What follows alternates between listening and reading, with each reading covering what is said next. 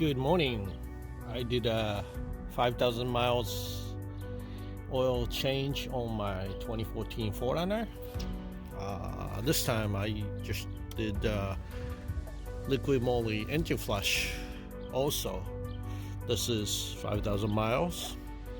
This is new motor oil with engine flush 10 minutes, then put another new motor oil. That's 5,000 miles.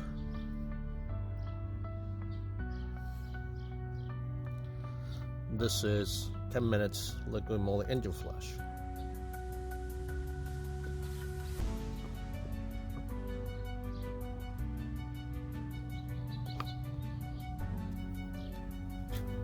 And this is brand new motor oil after that.